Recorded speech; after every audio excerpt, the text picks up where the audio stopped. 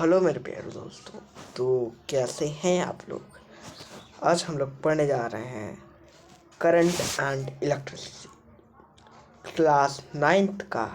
जो class 9th है उसका आईसीएसई बोर्ड का चैप्टर है ये, करंट एंड इलेक्ट्रिसिटी। आइए शुरू करते हैं।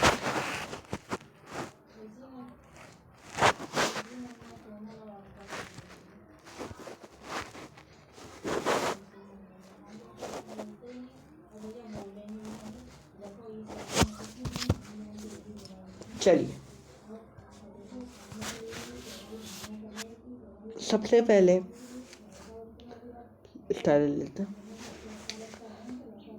Chapter 8 current and electricity, electric charge. ये देखिए, इस लाइन को जरूर याद रखिएगा, इलेक्ट्रिक चार्ज। देखिए, the total number of electron in a conductor is called electric charge. It is denoted by Q. The total number of electron in a conductor, जो मतलब जितने टोटल नंबर होता है इलेक्ट्रॉन का एक कंडक्टर में जितने नंबर ऑफ इलेक्ट्रॉन होते हैं उन्हें हम लोग कहते हैं क्या? उन्हें हम लोग कहते हैं इलेक्ट्रिक चार्ज। ठीक है, इसको हम लोग किससे डिनोट करते हैं? क्यू से डिनोट करते हैं। क्यू का फॉर्मूला क्या होता है? Q is equal to n upon n into e. ठीक है, q is equal to n into e. हाँ, तो q is equal to n upon n. यहाँ पे एन जो है, यहाँ पे ये जो एन है, यहाँ पे यहाँ पे ये जो एन है, n is equal to number of electron, n is equal to number of electron and E is equal to one charge of electron और E is equal to जो E की वैल्यू होती है वो होती है 1.6 इंटू 10 टू दी पावर -19। मतलब सोच सकते हैं आप कितनी, मतलब E की जो वो होती होगी वन चार्ज ऑफ इलेक्ट्रॉन कितना होता होगा, माइनर सा इतना माइनर कि आप देख नहीं सकते हैं। तो अब हम लोग पढ़ते हैं इलेक्ट्रिक करंट होता क्या है? The rate of flow of charge, मतलब the rate of flow of charge in electric circuit is called electric current. The rate of flow of charge flow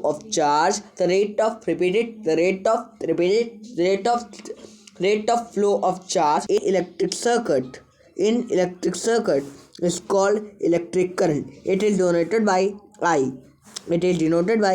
I और I is equal to Q by T, जहाँ पे Q हमारा हो गया electric charge और T हो गया time.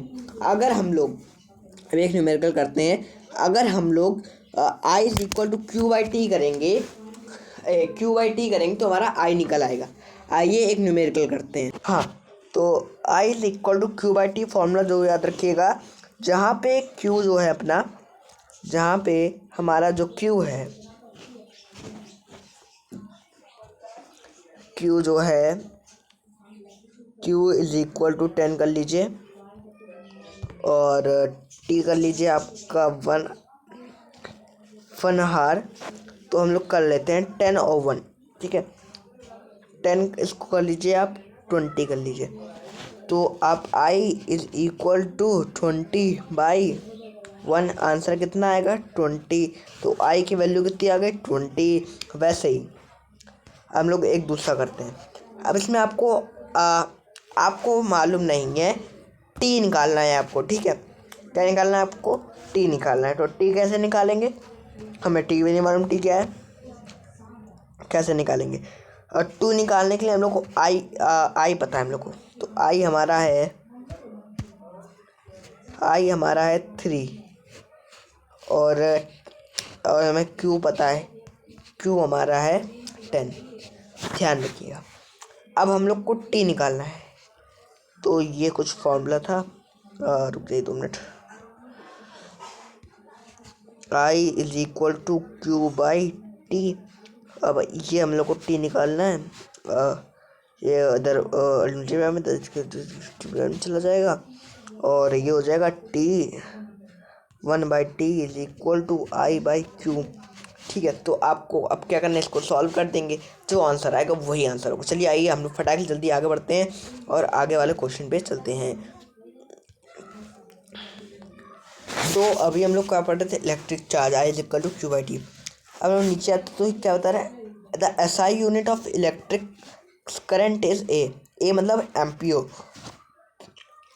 Electric current को कोलाम भी हो सकती है, इसकी जो SI यूनिट है वो कोलाम्ब भी हो सकती है। It is very important, okay, it is very important. आइए आगे बढ़ते हैं।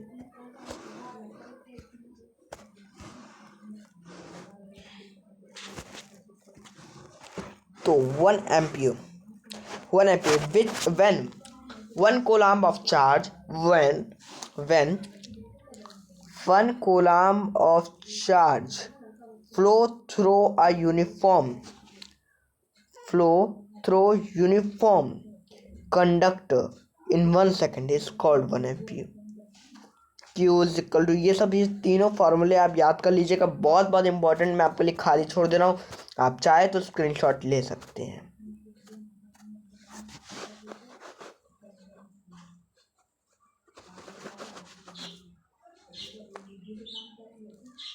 आइए आगे बढ़ते हैं।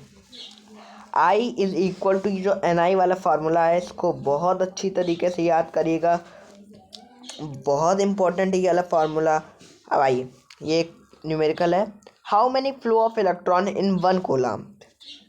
Q=1 ही दे रखा है, 1C कोलाम दिया हुआ है, और Q=N, ये वाला फॉर्मूला लगाना है। 1 coulomb is equal to N into 1.6 into 10⁻⁻19। N is equal to 1/1.6 into 10⁻⁻19, 100 into 10⁻18, क्योंकि माइनस एक नीचे वैल्यू गई तो ये प्लस हटाना, तो मैं एक माइनस करनी पड़ती है, अब नीचे एक हम लोग को वेरिएबल भेज देना पड़ता है। नहीं, वेरिएबल क्या, ये -19 था, ये ऊपर के तो प्लस का 18 हो गया, तो ये हो गया आपका आंसर। आइए आगे बढ़ते हैं। ये सिंबल है, बहुत बढ़िया, बहुत इंपॉर्टेंट सिंबल होते हैं, इनको आपको याद भी करना होता है भाई। ये 9 नंबर तक है, लगता है वो आया नहीं। चलिए, सिंपल सर्किट है, वो आपको बाद में बता दूंगा। सबसे पहले देखिए 1 एम्पियर देखिए कैसे बनेगा। ये बना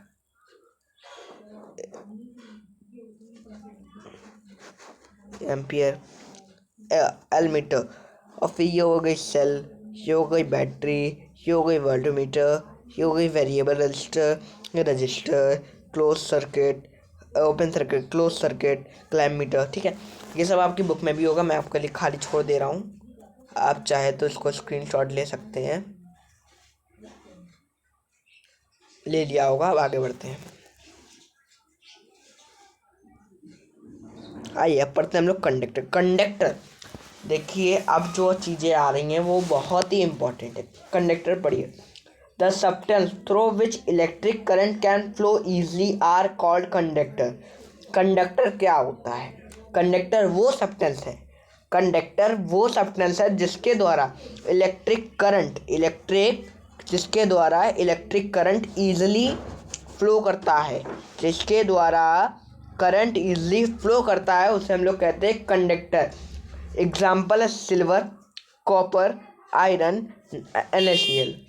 देखिए सोडियम क्लोराइड आपने नहीं सुना होगा, मगर ये एक गुड कंडक्टर है इलेक्ट्रिसिटी को पास कराने के लिए। जो हमारा सिल्वर है वो बहुत ही एक्सपेंसिव हो जाएगा अगर हम लोग उसको काम करने में आएंगे, उसको ज़रूरत लेने में आएंगे। और आपके यहाँ कॉपर के वायर लगे हुए होते हैं, आपके यहाँ जो वायर होते हैं वो कॉपर ही के होते होंगे, देखा होगा आप लोगों ने जब आपके यहाँ वायरिंग होती है। नहीं देखा? ज़रूर देखिएगा, ये होता है, मैं सत्य बता रहा हूँ, और सत्य बता रहा हूँ मैं।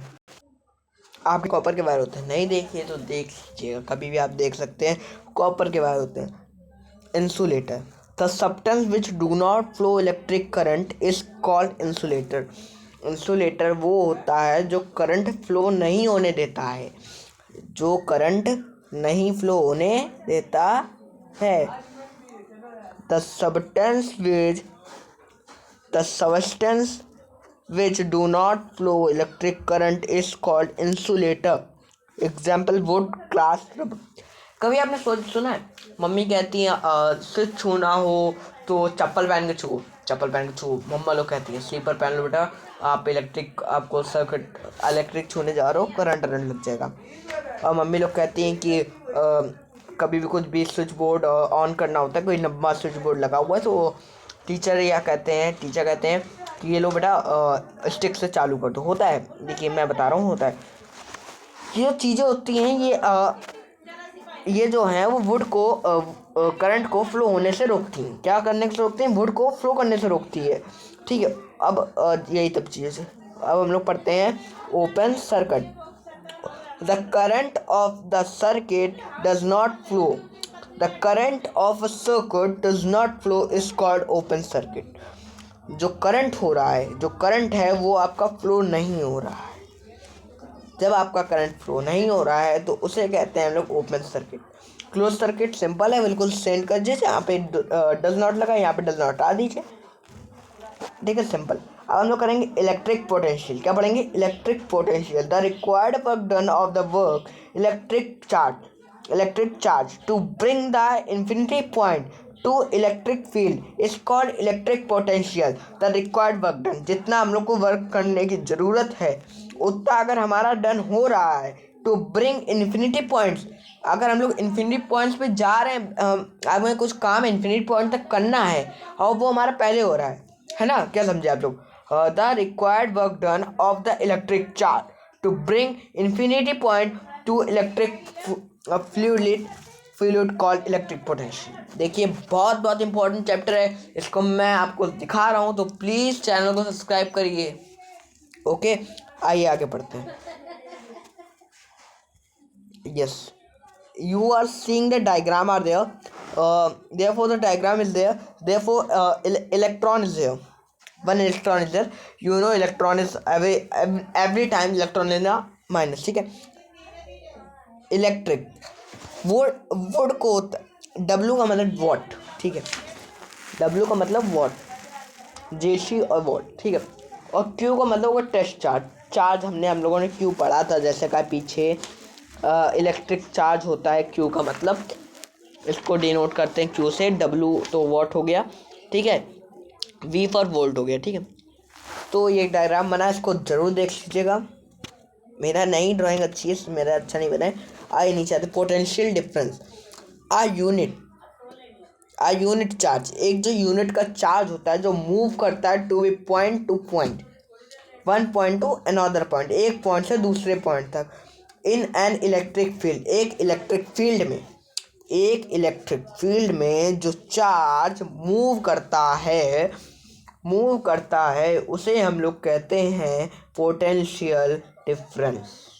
नीचे आप लोग को एक नंबर लाइन दिख रही होगी, इसको ज़रूर देख लीजिएगा, बहुत इंपॉर्टेंट है, वेरी वेरी इंपॉर्टेंट। अब जो आ रहा है इसको आप लोग ध्यान से पढ़िएगा। ये जो हम लोग पढ़ने जा रहे हैं ये ओम्स लॉ। कौन सा law? Ohm's law. Ohm's law आपको केमिस्ट्री मिल जाएगा, ये फिजिक्स से इसमें भी है, ठीक है, हो सकता है। चलिए आइए बढ़ते हैं आगे। जैसा कि मैंने लिखा भी है, very important, Ohm's law according to George siren Ohm at constant temperature. बचपन से पढ़ा है, मैंने तो 9 में पढ़ा है। P1V1 is equal to P2V2 at constant temperature. जब टेम्परेचर कांस्टेंट होता है, क्या होता है temperature constant? 273 degree Kelvin, sorry, ठीक है। जब टेम्परेचर कांस्टेंट होता है, the electrical potential is directly proportional to the flow of current in the circuit. ध्यान से पढ़िए, ध्यान से, बिल्कुल क्या कह रहा है, जूम कर लेता हूँ।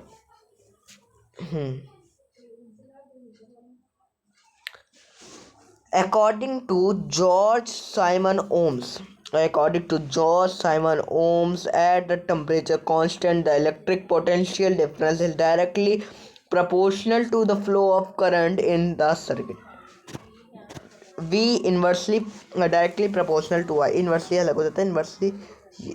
इन्वर्सली लिखना तो आपको ये लिखेंगे हम लोग इन्वर्सली के लिए.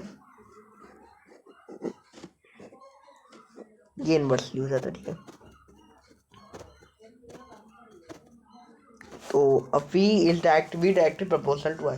और आइए आगे बढ़ते हैं. रेसिस्टेंस वगैरह है तो आप भी खुद भी पढ़ लेंगे.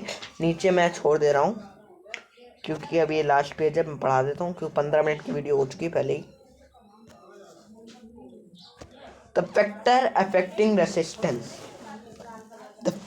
अफेक्टिंग रेसिस्टेंस R इंटू, ये फार्मूला होता है, जरूर याद कर लीजिएगा. R into 1/A. R directly proportional to 1. ये हो गया length of conductor. Length of conductor निकालने के लिए हम लोग को लगाना पड़ता है ये वाला formula. Very very important. Where A is equal to area across section area of the conductor. A is equal to pi R square.